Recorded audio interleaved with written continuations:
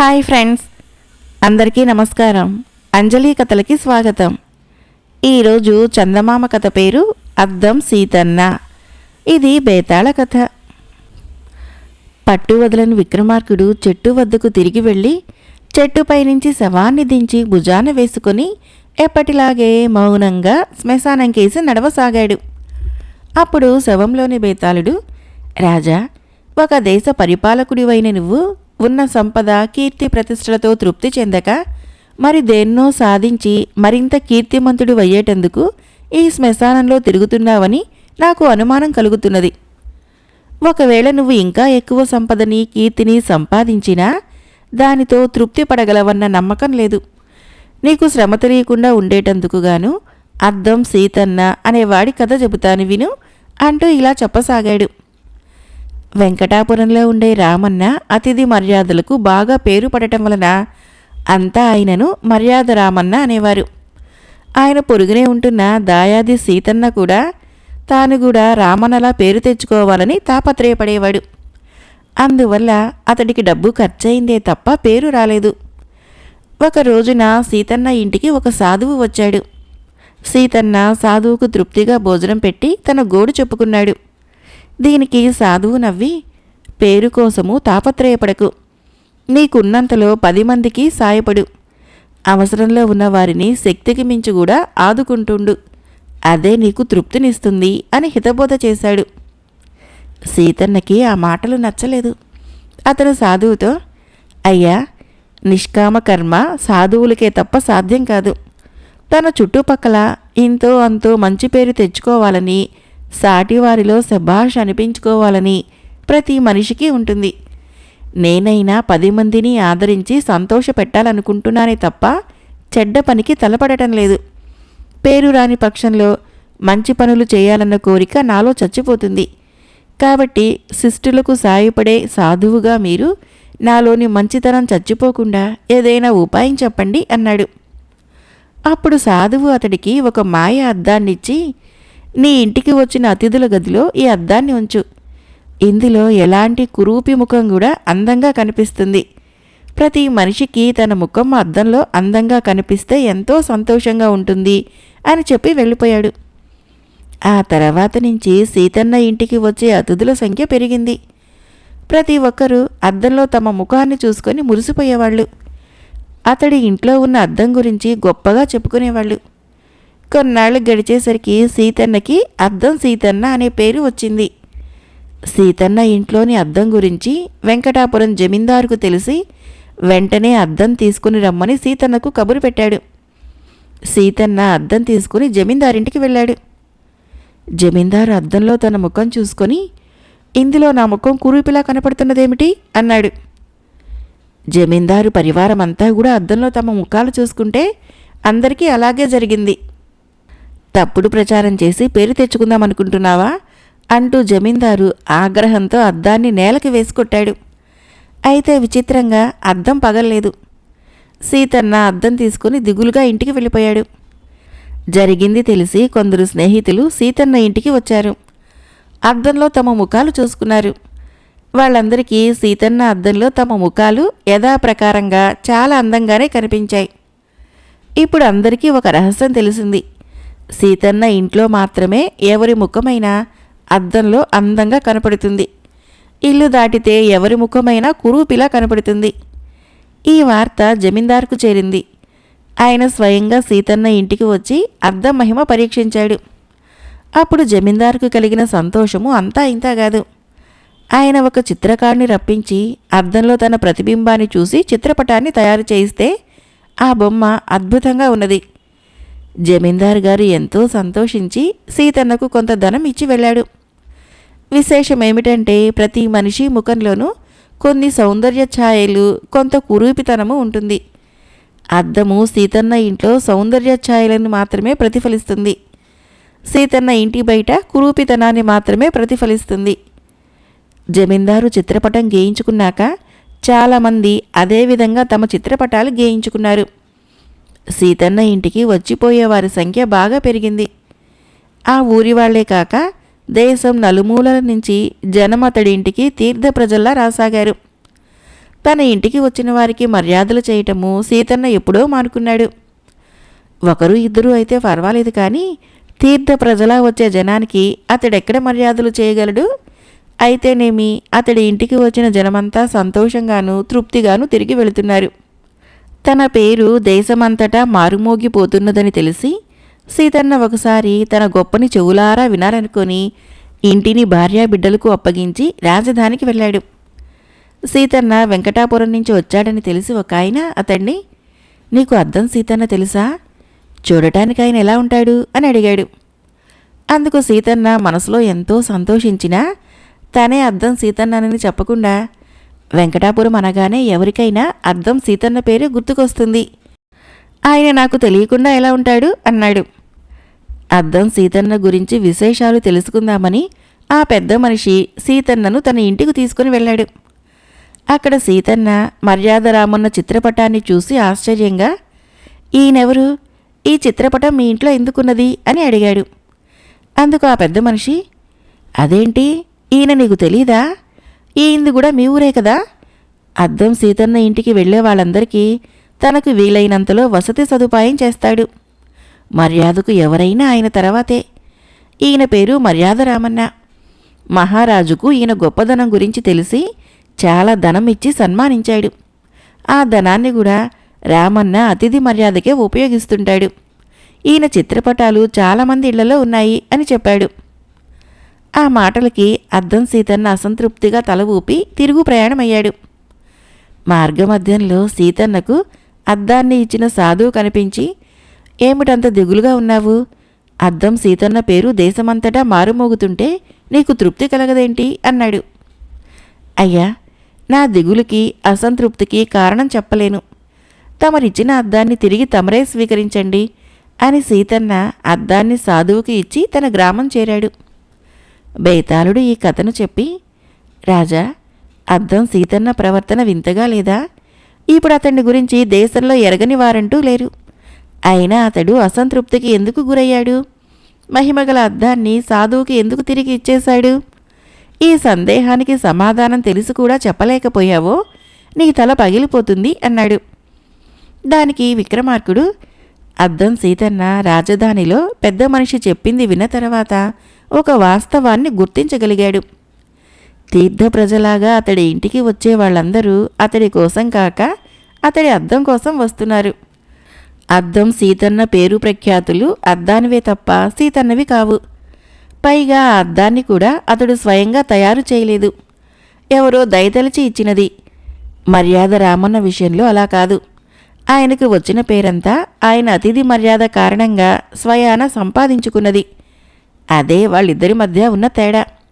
అందువల్ల తను రామన్నతో సరిపోలునని సీతన్నకు అప్పుడు అర్థమైంది. అందువల్లనే అతడు అసంతృప్తికి గురై అద్దాన్ని తిరిగి సాధువుకి ఇచ్చేశాడు అన్నాడు. రాజుకు ఈ విధంగా మౌనభంగం కలగగానే బేతాళుడు శవంతో సహా మాయమై తిరిగి చెట్టెక్కాడు. ఈ కథకు ఆధారము వసుంధర గారి రచన. మరొక కథ పేరు అమాయకుడి గడుసుదనం. ఈ కథను రచించిన వారు లక్ష్మీ గాయత్రి గారు. కాంచనపల్లి గ్రామంలో ఉండే వ్యాపారి వెంకటపతికి రామం ఒక్కడే కొడుకు. అందరూ అతన్ని గడుసుదనము లౌక్యము తెలియని అమాయకుడని అంటూ ఉండేవాళ్ళు.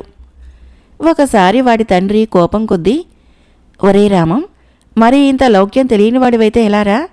రూపంలో మేనమామ పోలిక వచ్చినందుకు గుణంలో కూడా మీ మేనమామ లౌక్యము తెలివితేటలు అబ్బవద్దు అన్నాడు. రామం మేనమామ జగన్నాథాన్ని అందరూ మహాలౌక్యుడని, వ్యవహార జ్ఞానం బాగా ఉన్నవాడని అంటారు. తండ్రి కూడా ఆ మాట అనగానే రామానికి మేనమామ గురించి తెలుసుకోవాలనిపించింది. ఒకనాడు రామం తండ్రి అతన్ని పిలిచి, మీ మామయ్య ఉన్న ఊరికి 4 ఆమడల దూరంలో ఉన్న ఈదుపల్లెలో చింతపండు, మిరపకాయలు, కారు చౌక అన్న సంగతి నీకు తెలుసు కదా. నువ్వు వెంటనే బయలుదేరి వెళ్ళి మీ మామయ్య సరుకు ఇంకా ఎందుకు పంపలేదో కనుక్కొనిరా. మిరపకాయలు మామూలు కన్నా అదనంగా మరొక 2 బస్తాలు కావాలని చెప్పు. ఒకవేళ ధరలు పెరిగాయో ఏమో మరికొంత డబ్బు తీసుకుని వెళ్ళు అని చెప్పి డబ్బిచ్చి పంపించాడు.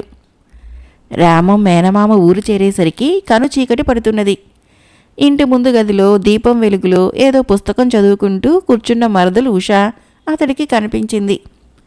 రామం వచ్చిన అలికిడి వింటూనే ఆమె పుస్తకం పక్కన పెట్టి చిరునవ్వు నవ్వుతూ అతన్ని కుశల ప్రశ్నలు అడిగింది. రామం జవాబు చెబుతూనే ఇల్లంతా కలయి చూస్తూ, ఇంట్లో ఎవరూ ఉన్నట్టు లేరు, బయటికి వెళ్ళారా ఉషా అని అడిగాడు. అవును బావా, తెలిసిన వారింట్లో పెళ్లికి అందరూ వెళ్ళారు, కాసేపట్లో వచ్చేస్తారు అన్నది ఉష. ఆ తర్వాత రామం స్నానం చేసి ఉష పెట్టిన ఫలహారం తింటూ ఉండగా వీధి తలుపు తీసుకొని ఒక వృద్ధురాలు లోపలికి వచ్చింది. ఉష ఆమెను చూస్తూనే సాదరంగా ఎదురు వెళ్ళింది. వృద్ధురాలు ఆమెను, అమ్మ వచ్చిందా ఉషా అంటూ ప్రశ్నించింది. లేరు మా అమ్మ, మరి కాసేపట్లో వస్తుంది, ఏం కావాలి అని అడిగింది ఉష. వృద్ధురాలు ఒక్క క్షణం రామం కేసి తటపటాయిస్తున్నట్లు చూసి, ఊరు నుంచి లక్ష్మి వాళ్ళొచ్చారు, ఇంట్లో పంచదార బొత్తిగా నిండుకున్నది అన్నది నసుగుతూ. అంతేగదా, పంచదార నేనిస్తాలే అంటూ ఉష లోపలికి వెళ్ళింది. వృద్ధురాలు తన చిరుగుల చీరని సర్దుకుంటూ ఉషతో పాటు లోపలికి వెళ్లే ఓపిక కూడా లేనట్లు అక్కడే చతికిలబడింది. కొద్దిసేపటి తర్వాత ఉష ఒక డబ్బా నిండుగా పంచదార తెచ్చి వృద్ధురాలికిస్తూ, ఇదిగో మా అమ్మ పంచదార అంటూ ఆమె లేవటానికి చెయ్యి అందించింది. వృద్ధురాలు పంచదార తీసుకుని సంతోషంగా, నా ఆయుష్ కూడా పోసుకుని చల్లగా బతుకు తల్లి అని ఉషని దీవిస్తూ వెళ్ళిపోయింది.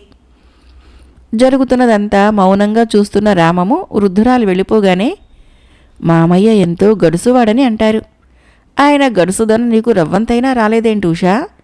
పూటకు దిక్కులేని దానిలా కనిపిస్తున్న ముసలావిడికి అంత పంచదార అప్పుగా ఇచ్చావు, తిరిగి వస్తుందనేనా అని ప్రశ్నించాడు. రామం ప్రశ్నకి ఉష నవ్వుతూ ఏదో చెప్పబోయేటంతటిలో వీధి తలుపు మళ్లీ చప్పుడైంది. ఈసారి ఖరీదైన చీర కట్టుకొని ఒంటి నిండా నగలు అలంకరించుకొని ఉన్న ఒక లావుపాటి స్త్రీ లోపలికి వస్తూనే రామాన్ని ఎగాదిగా చూసి, ఈ కుర్రాడెవరే ఉషా అంటూ అందుబాటులో ఉన్న కుర్చీలో కూర్చున్నది. ఉష ఆవిడ ప్రశ్నకు జవాబు చెప్పేలోగానే, ఇంతకు మీ అమ్మ పెళ్లి నుంచి వచ్చిందా అని ప్రశ్నించింది. అమ్మ ఇంకా రాలేదు, మీరేదో పని మీద వచ్చారు అన్నది ఉష ముక్తసరిగా. రేపు మీ మామయ్య స్నేహితులెవరో వస్తారట, లడ్డూలు జిలేబీలు చేయమన్నారు, ఇంట్లో పంచదార అయిపోయింది, వెధవమతి మరుపు, దుకాణం నుంచి తెప్పించుకుందామనుకుంటూ మర్చిపోయాను, ఒక 2 సేర్లు పంచదార ఉంటే చూడవే అమ్మా అన్నది ఆవిడ. లేదత్తయ్య, మా ఇంట్లో కూడా పంచదార ఈ పూటే అయిపోయింది, మా అమ్మ రేపు తెప్పిస్తానన్నది అంటూ ఉష కూర్చున్న చోటు నుంచి లేవకుండానే జవాబు చెప్పింది. ఉష జవాబు వింటూనే ఆమె మొహం మార్చుకొని, సరే అయితే అంటూ లేచి ఏదో గొనుక్కుంటూ వెళ్ళిపోయింది. ఆవిడ వెళ్ళిపోగానే ఉష రామం వైపు చూసి నవ్వుతూ, భగవంతుడు నీ ప్రశ్నకు వెంటనే జవాబు ఎలా పంపించాడో చూసావా బావా అన్నది. ఉష మాటలు అర్థం కాని రామం ఆశ్చర్యంగా, నువ్వనేదేమిటి అని ప్రశ్నించాడు. ఆ ప్రశ్నకు తర్వాత జవాబు చెబుతాను, ముందు నువ్వు నా ప్రశ్నకు సమాధానం చెప్పు. ఇంతకుముందు ఆ ముసలాముకు పంచదార అప్పు ఇచ్చానని దెబ్బలాడావు, ఇప్పుడు ఈవిడకు అప్పు ఇవ్వకపోవటం సమంజసమేనా అని అడిగింది ఉష. రామము తల అడ్డంగా తిప్పుతూ, ఎంత మాత్రమూ సమంజసం కాదు, ఆ ముసలావిడ కంటే ఈవిడ ధనవంతురాలని తెలుస్తూనే ఉన్నది, దుకాణాలు ముయ్యకముందే పంచదార తెప్పించుకోవటం మర్చిపోయింది, అందువలన నీ దగ్గరకు అప్పుకు రావాల్సి వచ్చింది, రేపు ఉదయాన దుకాణాలు తెరిచాక పంచదార తెప్పించి నీకిచ్చేస్తుంది, ఇక ఆ ముసలావిడ దగ్గర నుంచి నీ పంచదార తిరిగి వస్తుందన్న నమ్మకం నాకేమీ లేదు అన్నాడు. నువ్వు వ్యవహార జ్ఞానం లేని అమాయకుడువని మామయ్య ఎందుకంటారో ఇప్పుడు నాకు అర్థమైంది బావా అన్నది ఉష నవ్వుతూ. ఆ మాటలకి రామం ముఖం ముడుచుకుంటూ, నువ్వంత తెలివైన దానివైతే నాకు తెలియంది ఏదో చెప్పరాదు అన్నాడు. అతని కోపం చూసి ఉష నవ్వుకుంటూ, చెబుతా విను. మొదట వచ్చిన వృద్ధురాలు గతి లేకపోతే తప్ప కానీ సరుకు కూడా అప్పు చేయదు, ఒకవేళ అప్పు చేస్తే దాన్ని పూర్తిగా తీర్చేదాకా నిద్రపోదు, ఇటువంటి వాళ్లకు అప్పు ఇవ్వటం అంటే వాళ్లకు సహాయం చేసినట్లే. ఇక లావుపాట ఆవిడ లేనిపోని ఆడంబరాలకి పోతుంది, చేసిన అప్పులు మర్చిపోతుంది, అడిగితే లేనిపోని గొడవలు లేవదీస్తుంది, ఇటువంటి వాళ్ళకి అప్పులు ఇవ్వటం అంటే కొరువితో తలగొక్కున్నట్లే అన్నది. రామం తల ఊపుతూ, అదా సంగతి, అయినా వాళ్ళని గురించి నీకు తెలిసినట్లు ఊరికి కొత్తవాణ్ణి, నాకలా తెలుస్తుంది చెప్పు అన్నాడు. ఉష అన్యాయంగా తన మీద నిష్ఠూరం వేసిందన్న ధోరణిలో. అందుకు ఉష, ఇక్కడే మన తెలివితేటలు ప్రదర్శించాలి బావా. నువ్వు మామయ్య దుకాణంలో కూర్చుంటావనుకో, ఎవరెవరో వచ్చి అప్పులు అరువులు అడుగుతారు. వాళ్ళందరి గురించి నీకు ముందే తెలుస్తుందా? వాళ్ళ మాట తీరును బట్టి, ప్రవర్తనను బట్టి వాళ్ళు ఎటువంటి వాళ్ళో అంచనా వేయాలి. అలా చేయలేకపోతే వ్యాపారంలో దివాలా తీస్తావు. ఇటువంటి తెలివితేటలు వ్యాపారస్తులకి, గృహస్థులకు చాలా అవసరము అన్నది. ఉష వివరణకి ఆమె తెలివితేటలకు ముగ్ధుడైన రామము, సఖ్యం సాప్తాపదీనం అన్న ఆర్యోక్తి విన్నావా ఉష అని అడిగాడు. హఠాత్తుగా అతడు సంభాషణ మార్చడంతో ఆశ్చర్యపోయిన ఉష, విన్నాను, ఏం అన్నది. మనిద్దరము ఇప్పటికీ 7 అడుగులు పైనే కలిసి నడిచాము. అంటే మనిద్దరికీ స్నేహం కుదిరినట్టేనా అని అడిగాడు రామం. ఉష ఇంకా ఆశ్చర్యపోతూ అంగీకారంగా తల ఊపింది. అయితే నాకు ఇటువంటి వ్యవహార జ్ఞానం తక్కువని తెలిసినప్పుడు నా జీవిత భాగస్వామివై నా జీవితాన్ని, నా దుకాణాన్ని చక్కదిద్దటము స్నేహితురాలిగా నీ ధర్మం కాదా అని అడిగాడు రామం. ఉష అతని మాటలు అర్థం కాక మొదట తెల్లబోయింది. అర్థం కాగానే సిగ్గుపడుతూ, ఇంత చక్కగా ముందరి కాళ్ళకు బంధం వేస్తున్నవాడివి, నీకు తెలివితేటలు తక్కువని ఎవరన్నారు బావా? నాన్నని అడుగు అంటూ పక్క గదిలోకి వెళ్ళిపోయింది. ఆ తర్వాత కొద్దిసేపట్లో జగన్నాథము, భార్య, కొడుకు వచ్చారు. రామము తాను వచ్చిన పని గురించి జగన్నాథానికి చెప్పాడు. ఈసారికి రైతులు సరుకు ఇవ్వటం కొంత ఆలస్యం చేశారు. ధరల్లో పెద్ద తేడా ఏమీ లేదు. ఆ మాట మీ నాన్నకు చెప్పు అన్నాడు జగన్నాథం. రామము కాస్త తటపటాయిస్తూ, అది సరే, నీ దగ్గరున్న మరొక విలువైన వస్తువు నాకు కావాలంటే ఇస్తావా మావయ్య అని అడిగాడు. జగన్నాథము, నా దగ్గర విలువైన వస్తువున్నదా, ఏమిటది అని అడిగాడు. అదేమిటో తర్వాత చెబుతాను, ముందు నాకు ఇస్తావా లేదా చెప్పు అన్నాడు రామం. జగన్నాథం నవ్వి, ఉన్న ఒక్కగానొక్క మేనల్లుడివి, నీకు ఇవ్వరానిదేముంది?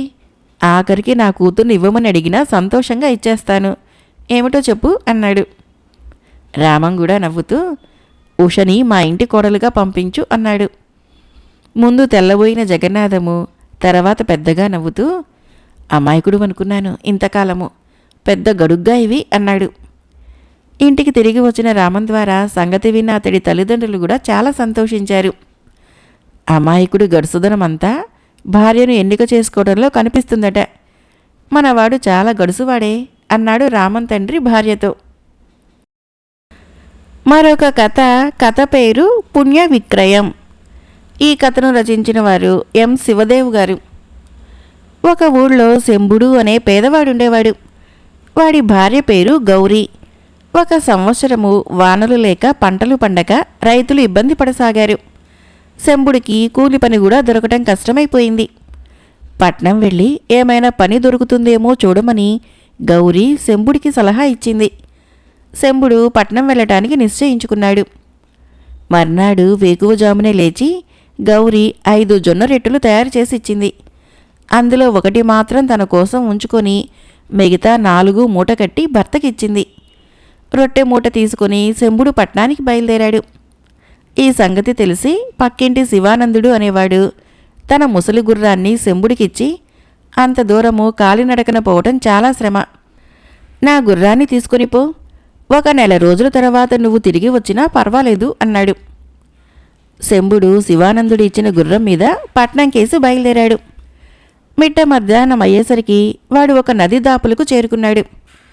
అక్కడ వాడు గుర్రాన్ని పచ్చిక బీడులోకి వదిలి కాళ్ళు చేతులు కడుక్కొని నది ఒడ్డునే ఉన్న ఒక బండరాయి మీద కూర్చొని రొట్టెలు తిందామని మూట విప్పాడు. ఆ సమయంలో బక్క చిక్కిన కుక్క ఒకటి వాడి దగ్గరికి వచ్చింది. దాన్ని చూస్తూనే అది బాగా ఆకలి బాధలో ఉన్నదని గ్రహించిన శంభుడు దాని ముందు ఒక రొట్టెను పడవేశాడు. కుక్క ఆ రొట్టెను క్షణాల్లో నమిలి మింగేసి తలెత్తి శంభుడికేసి ఆశగా చూడసాగింది. శంభుడికి దానిమీద చాలా జాలి కలిగింది. వాడు మూటలో మిగిలి ఉన్న 3 రొట్టెలని ఒకదాని తర్వాత ఒకటిగా కుక్క ముందు వేశాడు. కుక్క వాటిని ఆవురావురమంటూ తిని ఇక మూటలో రొట్టెలు లేవని తెలుసుకొని తృప్తిగా తోకాడించుకుంటూ అక్కడి నుంచి వెళ్ళిపోయింది. శంభుడు నదిలోని నీళ్లతో తన ఆకలిని చల్లార్చుకొని మళ్లీ గుర్రమెక్కి పట్నం కేసి తిన్నగా ప్రయాణం సాగించి చీకటి పడేవేళకి పట్నం చేరుకున్నాడు. ఆ రాత్రికి వాడొక ధర్మసత్రంలో బస చేశాడు. మర్నాడు ఉదయమే వాడు పని కోసం వెతుకుతూ 4 వీధులు తిరిగాడు. సాయంకాలం కావస్తున్నా ఎక్కడా వాడికి కూలీ పని దొరకలేదు. చేతిలో చిల్లి గవ్వలేదు. వాడు నిరాశతో ఏం చేయటమా అని ఆలోచిస్తూ ఉండగా ఒకచోట చాలామంది జనం గుమిగూడి ఉండటం కంటపడింది. శంభుడు ఆ జనం దగ్గరికి పోయి వాళ్ళల్లో ఒకడిని సంగతేమిటని అడిగాడు. అక్కడ కుబేరమిశ్రుడు అనే కోట్లకు పడగలెత్తిన మహాసంపన్నుడొకడు పుణ్యం కొంటున్నాడు. ఆ చుట్టూ చేరిన జనము తమ తమ పుణ్యాలని అమ్మ వచ్చిన వాళ్ళు. ఇది విని శంభుడు ఆశ్చర్యపోయి కొంచెంసేపు తన దగ్గర అమ్మటానికి పుణ్యం ఏమైనా ఉన్నదా అని ఆలోచించాడు. వాడికి తమ ఊళ్ళో తండ్రి తవ్వించిన బావి గుర్తుకు వచ్చింది. వాడు కుబేరమిశ్రుడు ముందుకు పోయాడు. ఆయన శంభుడికేసి పరీక్షగా చూసి, నువ్వు అమ్మదలిచిన పుణ్యం ఏమిటి అని అడిగాడు. శంభుడు తన తండ్రి తవ్వించిన బావి సంగతి చెప్పాడు. కుబేరమిశ్రుడు అది వింటూనే చిన్నగా నవ్వి, ఆ పుణ్యము నీ తండ్రికే చెందుతుంది, నువ్వు చేసుకున్న పుణ్యం ఏమీ లేదా అని అడిగాడు. అందుకు శంభుడు విచారంగా, నేను కూలీ నాలీ చేసుకుని పొట్ట పోసుకునేవాణ్ణి, అలాంటి నేను పుణ్యకార్యాలేం చేయగలను అన్నాడు. కుబేరమిశ్రుడు ఒక్క క్షణం మౌనంగా ఊరుకొని, ఎవరైనా నా దగ్గరకు వచ్చినప్పుడు వాళ్ళు చేసిన పుణ్యమేమిటో తెలుసుకునే శక్తి నాకున్నది. నిన్నటి రోజున ఆకలితో నకనకలాడిపోతున్న ఒక కుక్కకు 4 రొట్టెలు ఆహారంగా ఇచ్చి ఎంతో పుణ్యం సంపాదించుకున్నావు. నువ్వు అమ్మదలుచుకుంటే అందులో 1 రొట్టె పుణ్యం మాత్రమే నేను కొనగలను అన్నాడు. ఇది విని శంభుడు ఆశ్చర్యపోతూ ఉండగా కుబేరమిశ్రుడు 1 రొట్టె తెప్పించి వాడితో, 1 రొట్టె పుణ్యము ఇందులోకి రావాలని మనసులో అనుకొని ఈ రొట్టెని తాకు అని చెప్పాడు. శంభుడు అలాగే చేశాడు. అప్పుడు కుబేరమిశ్రుడు రొట్టెని త్రాసులో ఒక వైపున పెట్టి రెండవ వైపున తన ముందు గుట్టపోసి ఉన్న బంగారు నాణేలను దోసెలతో పోశాడు. అయినా ఆ బంగారము రొట్టెకు సరితూగలేదు. అది చూసి ఆయన చిరునవ్వు నవ్వి తన మెడలోని రత్నాల హారాన్ని త్రాసులో వేశాడు. ఇప్పుడు రొట్టెకు బంగారం వేసిన త్రాసు సరితూగింది. ఈ విధంగా 1 రొట్టె పుణ్యాన్ని కుబేరమిశ్రుడికి ధారపోసి ధనం మూటని గుర్రంపై వేసుకుని శంభుడు తన ఊరికేసి బయలుదేరాడు. అయితే మార్గమధ్యంలో ఒకచోట గుర్రం ఒక మడుగు పక్కగా పోతూ కాలు జారి మడుగులో పడి అక్కడ ఉన్న ఊబిలో చిక్కుకొని కూరుకుపోసాగింది. ఆ సమయంలో అటుగా వస్తున్న సన్యాసి ఒకడు ఇది చూసి శంభుడితో, వృధాగా ఎందుకు ప్రాణాలు పోగొట్టుకుంటావు? ఇది ఒక శాపగ్రస్తమైన ఊబి. నువ్వు చేసిన పుణ్యమేదైనా ధారపోస్తే ఈ ఊబిలో నుంచి గుర్రంతో పాటు నువ్వు ప్రాణాలతో బయటపడగలవు అని చెప్పాడు. వెంటనే శంభుడు, నేనొక రొట్టె పుణ్యాన్ని వదులుకుంటున్నాను అన్నాడు పెద్దగా. గుర్రం వెంటనే ఊబిలో నుంచి కొంచెం పైకొచ్చింది. తర్వాత వాడు మిగిలిన 2 రొట్టెల పుణ్యాన్ని కూడా వదులుకుంటున్నట్లు చెప్పాడు. అయినా గుర్రము మోకాళ్ళ లోతు వరకు ఊబిలోనే ఉన్నది. అప్పుడు సన్యాసి శంభుణ్ణి, నీ దగ్గర ఏ పుణ్యఫలము మిగిలిలేదా అని అడిగాడు. అందుకు శంభుడు, స్వామి లేకేమి అంటూ గుర్రం మీద ఉన్న ధనం మూటని సన్యాసికి చూపించి దాన్నెత్తి ఊబిలోకి విసిరేశాడు. ఆ మరుక్షణము సన్యాసితో పాటు ఊబి ఉన్న మడుగు కూడా మాయమైపోయింది. శంభుడు అబ్బురపాటుతో దిక్కులు చూస్తూ ఉన్నంతలో ఒక దేవత ప్రత్యక్షమై శంభుడితో, నేను ధర్మదేవతని, నీ దయాగుణము మెచ్చదగింది. నువ్వు ఆకలితో ఉండి ఒక కుక్కకు నీ వద్ద ఉన్న రొట్టెలన్నింటినీ ఆహారంగా ఇచ్చావు. అంతేకాదు, ధనం కోసము ప్రాణాన్ని పణంగా పెట్టే మూర్ఖత్వము నీలో లేదు. నేటి నుంచి ధనధాన్యాలతో తులతూగుతూ దానధర్మాలు చేస్తూ నాకు సంతోషాన్ని కలిగించు అని ఆశీర్వదించి అంతర్ధానమైపోయింది. ఆ మరుక్షణంలో శంభుడికి ధనం మూట గుర్రం మీద కనిపించింది. వాడు ఆనందంగా ఇంటికి తిరిగి వచ్చి తనకు లభించిన ధనంతో పొలాలు కొని వ్యవసాయం చేసుకుంటూ కష్టాల్లో ఉన్నవారికి సాయపడుతూ నలుగురిలోనూ ధర్మాత్ముడు అన్న పేరు తెచ్చుకున్నాడు. మరొక చిన్న కథ పేరు రాజు బంటు. ఈ కథను రచించిన వారు ఆర్ సాత్యకిరావు గారు. ఒకనాడు ఒక నక్క ఆహారం కోసము అడవి అంతటా తిరుగుతూ ఉన్న సమయంలో దానికి ఒక పెద్ద సింహం కనిపించింది. నక్క వణికిపోతూ సింహం ముందు సాష్టాంగపడి, మహారాజా, నన్ను చంపకండి. నేను బతికి ఉన్నంతకాలము తమకు భృత్యుడుగా ఉంటూ ఏమి చేయమంటే అదెల్లా చేస్తాను అన్నది. సింహము ఇందుకు ఒప్పుకొని నక్కను తన వెంట గుహకు తీసుకొని పోయింది. అది మొదలు సింహం గుహలో పడుకొని ఉండేది. బయట నక్క కావలి ఉండేది. ఏదైనా జంతువు కనిపించినప్పుడు నక్క గుహలోకి తొంగి చూసి, మహారాజా, మంచి అవకాశం అని కేకపెట్టేది. అది వినగానే సింహం చివాల్న లేచి బయటికి వచ్చి 2 దూకులలో జంతువు మీద పడి చంపి తన కడుపు నింపుకునేది. సింహం తినగా మిగిలిన ఆహారాన్ని తిని నక్క తన పొట్ట నింపుకుంటూ ఉండేది. ఈ విధంగా నక్క సహాయంతో సింహము గుహ కదిలి వెళ్ళి వేటాడకుండానే సమస్తమైన జంతువుల్ని చంపి తినసాగింది. ఇక నక్క సంగతి చెప్పనే అవసరం లేదు. ఏనుగులు, అడవి పందులు, అడవి దున్నలు మొదలైన జంతువుల మాంసం కూడా తిని అది కొద్ది రోజులకే విపరీతంగా బలిసిపోయింది. రాను రాను నక్క తనలో తాను ఈ విధంగా అనుకోసాగింది. ఈ సింహం ఎక్కువేమిటి, నా తక్కువేమిటి? నన్ను సేవకుడుగా ఉంచుకొని ఈ సింహం సులువుగా అన్ని మృగాల్ని చంపగలుగుతున్నది. శ్రమ నాది, ప్రతిష్ఠ సింహంది అయిపోతున్నది. ఈ సింహమే నాకు సేవకుడిగా ఉండి జంతువులేవైనా వచ్చినప్పుడు నన్ను హెచ్చరించినట్లయితే నేను కూడా హాయిగా గుహలో విశ్రాంతి తీసుకొని సమయం వచ్చినప్పుడు లేచి వెళ్ళి జంతువును చంపగలను అనుకుంది. అందుచేత అది ఒకనాడు సింహంతో, మహారాజా, నాకు కూడా మీలాగే వేటాడాలని చాలా కోరికగా ఉన్నది అన్నది. నక్క మనసులో గల ఉద్దేశము సింహానికి అర్థమైంది. తాను కూడా సింహమంత దాన్నని నక్క అనుకుంటున్నది అని. నీకు వేటాడాలని ఉంటే మనం ఉద్యోగాలు మార్చుకుందాము. కొంతకాలం నువ్వు యజమానిగా ఉండు, నేను నీకు సేవకుడిగా ఉంటాను. నువ్వు గుహలో పడుకో, నేను బయట కాపలా కాస్తూ ఉంటాను. ఏదైనా జంతువు కనిపించినప్పుడు నేను హెచ్చరిస్తాను. నువ్వు వచ్చి దాన్ని చంపి తిను అన్నది సింహం. ఈ మాటలు విని నక్క పరమానందం చెందింది. ఎందుకంటే తాను నోరు తెరిచి అడగకుండానే తనకు కావలసిన ఏర్పాటుకి సింహం ఒప్పుకున్నది. ఇప్పుడు నా వేట శక్తి మీరే చూస్తారు అంటూ నక్క వెళ్ళి గుహలో పడుకున్నది. సింహము గుహ బయట కాపలా కూర్చున్నది. బయట నక్క కూర్చున్నప్పుడు భయపడని అనేక జంతువులు సింహాన్ని చూసి బెదిరి పారిపోయాయి. కానీ చివరికి ఒక మదించిన ఏనుగు చెట్ల కొమ్మలు విరుచుకొని తింటూ అటుగా వచ్చింది. సింహము గుహలోకి తొంగి చూసి, మహారాజా, మంచి అవకాశము అన్నది. ఆ మాట కోసమే కనిపెట్టుకొని ఉన్న నక్కలేచి గుహ బయటికి వచ్చి పరుగు పరుగున వెళ్ళి ఏనుగు మీద పడింది. మరుక్షణము ఏనుగు నక్కను తన తొండంతో పట్టుకొని బలంగా నేలకేసి కొట్టింది. ఒక్క దెబ్బకే నక్క కాస్త చచ్చిపోయింది. కథ అయిపోయింది. ఫ్రెండ్స్, ఈ కథలు మీకు నచ్చినట్లయితే మన ఛానల్ని తప్పకుండా సబ్స్క్రైబ్ చేయండి, లైక్ చేయండి, షేర్ చేయండి, కామెంట్ చేయండి. Thank you.